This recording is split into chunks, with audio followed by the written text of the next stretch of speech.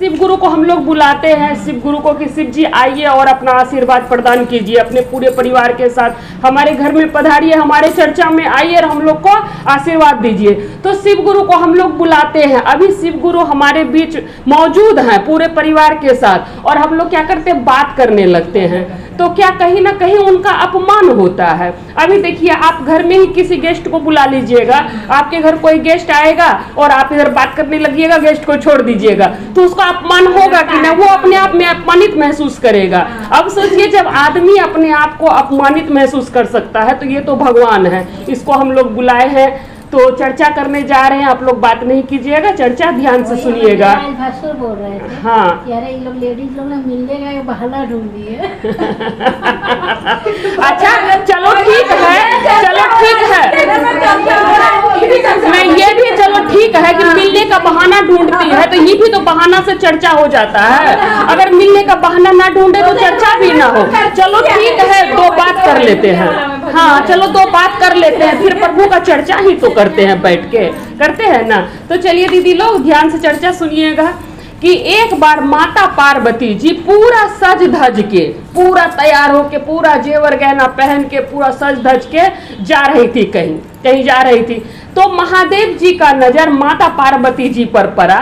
तो महादेव जी कहते हैं कि पार्वती जी आप कहाँ जा रही हैं इतना सज धज के, इतना जो सजी है, शादी के समय भी आप इतना नहीं सजी थी जितना कि आज सजी है, सो कहाँ जा रही है इतना सज धज के।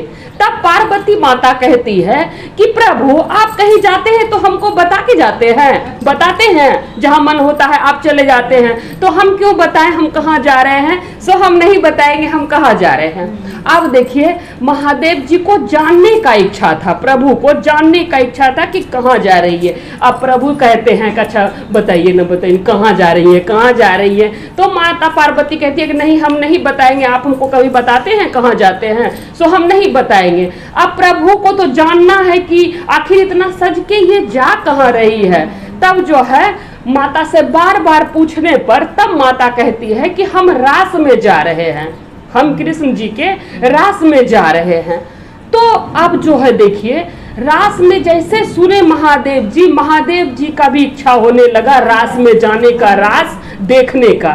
तो महादेव जी पार्वती जी से कहते हैं कि सुनिए ना, हमको भी ले चलिए, हमको भी ले चलिए रास में। सो हम भी देखना चाहते हैं रास कैसा होता है, रास में हम जाना चाहते हैं, हम देखना चाहते हैं। तब माता पार्वती कहती है कि रास में सिर्फ कृष्ण जी ही रहते हैं, ठाकुर जी ही सिर्फ रास में रहते हैं। रास में सिर्फ एक ही पुरुष रहता है, बाकी सब गोपियां रहती है, महिलाएं रहती है।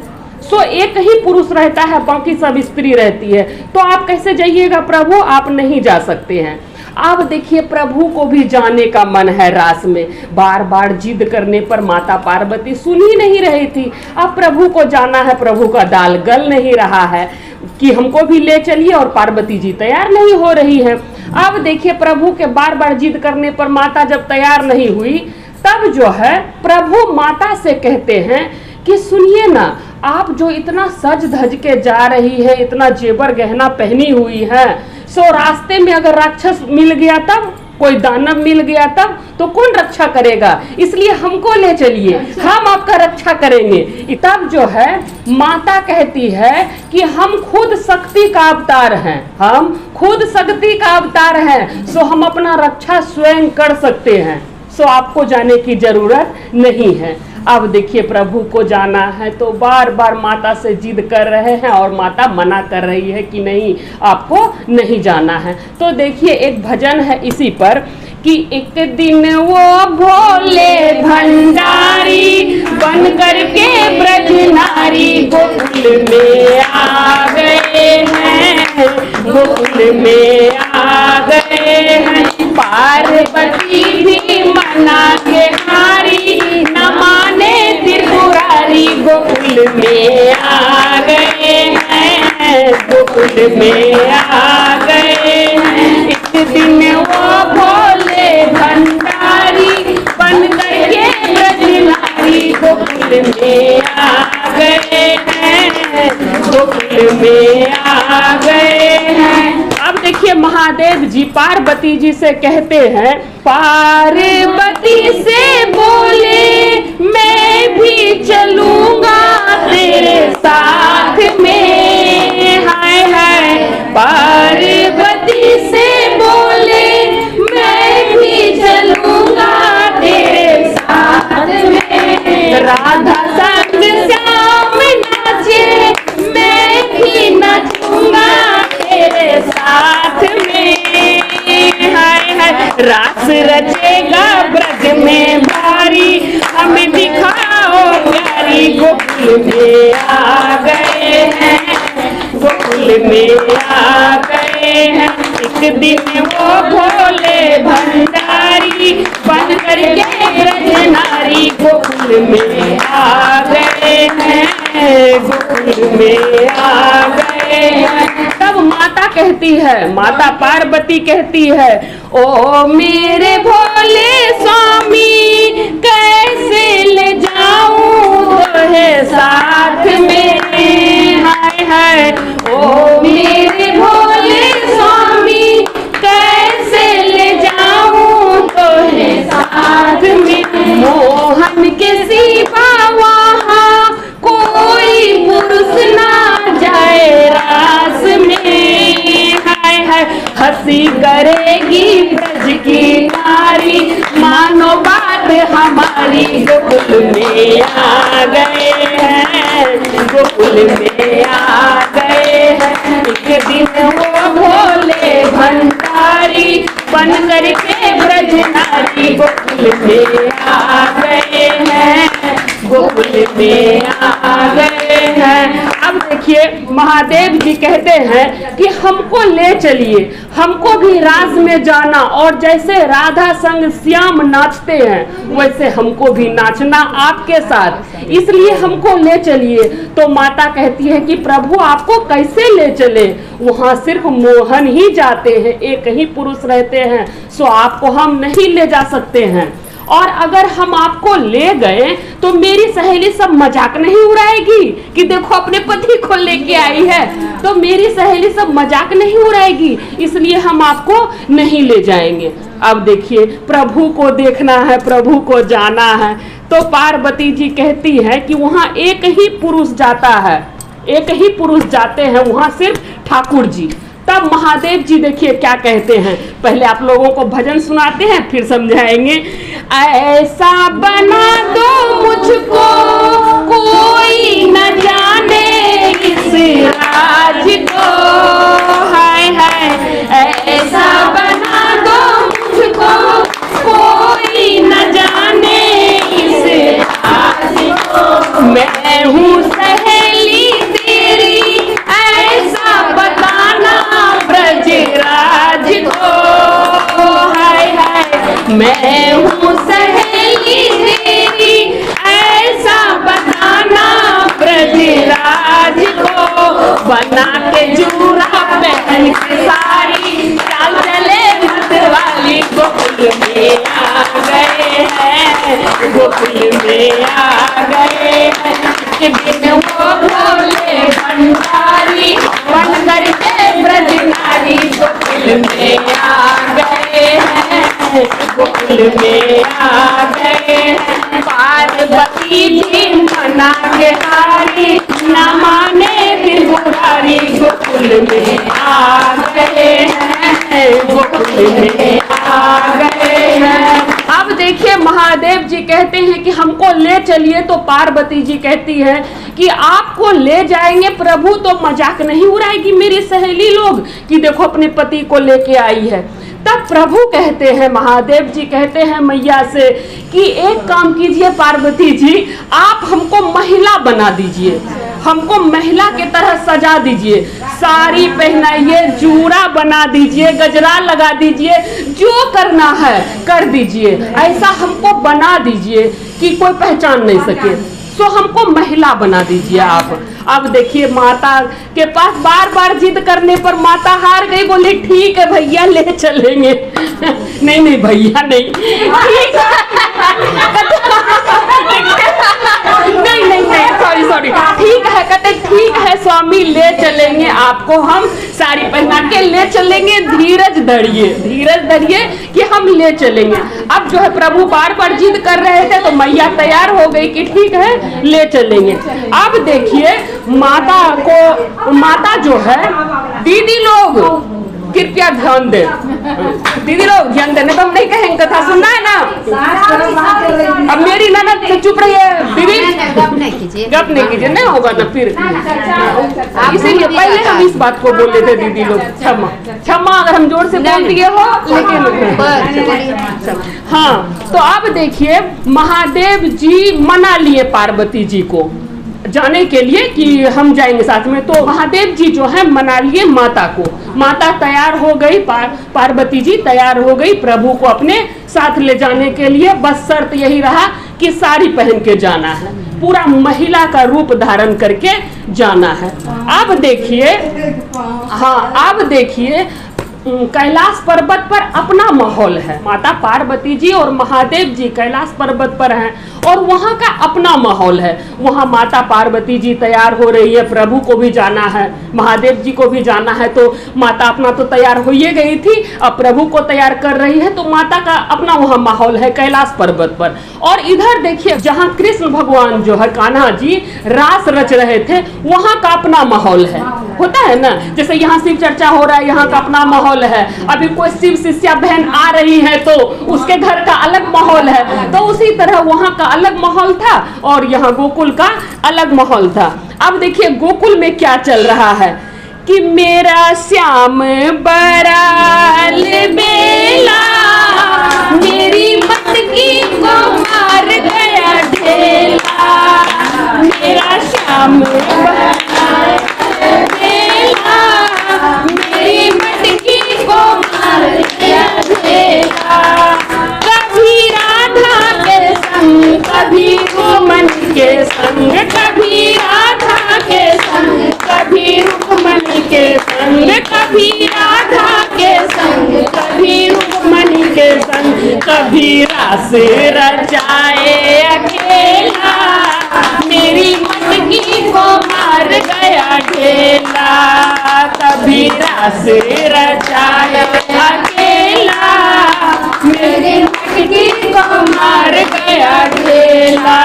हे राम रे सबसे बड़ा तेरा नाम, हो भोले बाबा, हो भोले बाबा, बिगड़ी बना दो मेरा काम, राम रे गोविंदा आला रे आला, जरा मटकी संभाल बजवाला, गोविंदा आला रे आला, जरा मटकी संभाल बजवाला।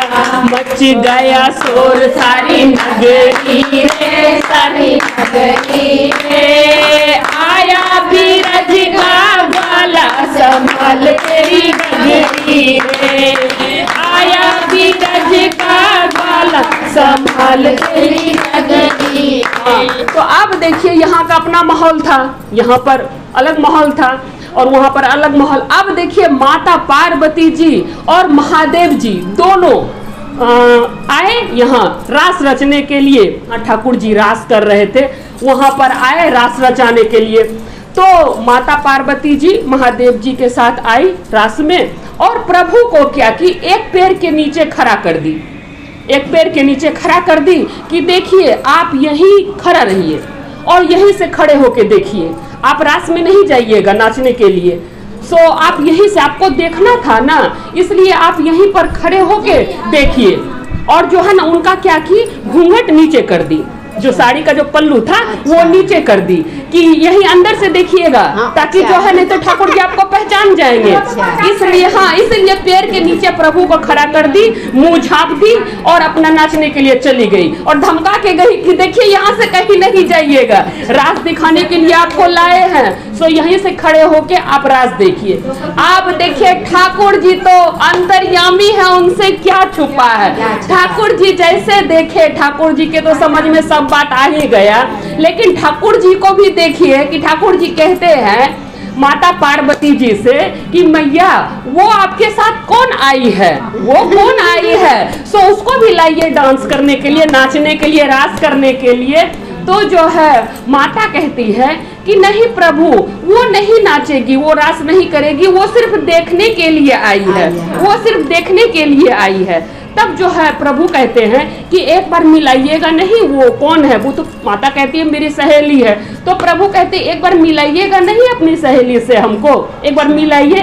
तो कहती है मैया नहीं नहीं प्रभु, वो बहुत शर्मीली है, वो किसी से नहीं मिलती है, वो किसी से नहीं मिलती है, वो बहुत शर्मीली है। अब देखिए प्रभु से क्या ही छुपा है, प्रभु तो बोले ठीक है। अब देखिए मैया ये सब बोल के चली गई नाचने के लिए, माता पार्वती चली गई रास करने के लिए। अब ठाकुर जी खड़े होके देख रहे हैं और निहार रहे हैं कि जो खड़े हैं कि कौन है इसके अंदर। वो तो जान ही रहे थे लेकिन वो निहार रहे हैं।